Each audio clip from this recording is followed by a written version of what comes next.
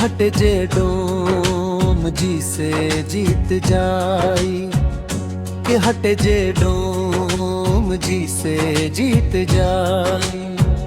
ललकारे वाला लाख मिल जाए, बाकिर के हूँ न डोम जी से जीत पाई। कोशिश करी तो अपने हार जाई, नाम सुनते रंग फीका पड़ जाई।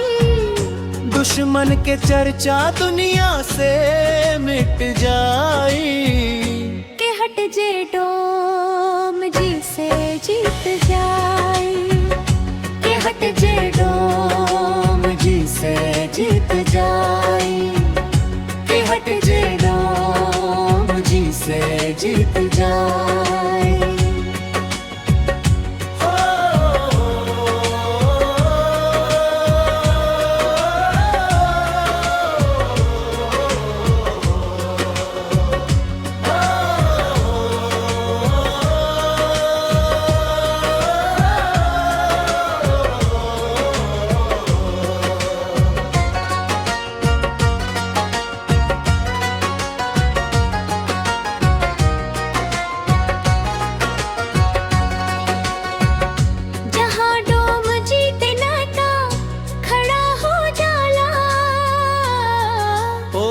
जा सबके हिम्मत छोटा पड़ जाला, सीना तान के चले न काहू से घबराई।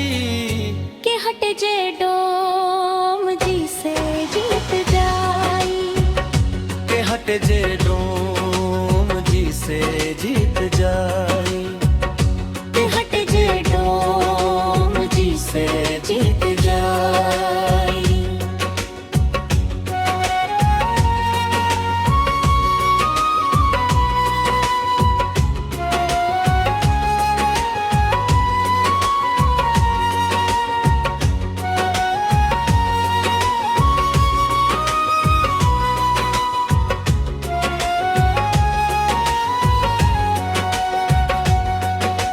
ब्रांड बा पहचान अलग बा अंदाज, दुश्मन देख के बदले अपना मिजाज। अरु राजा के चर्चा गाँव शहर गूंज जाए, के हट जे डोम जी से जीत जाई, के हट जे डोम जी से जीत जाई, के हट जे डोम जी से जीत जाई।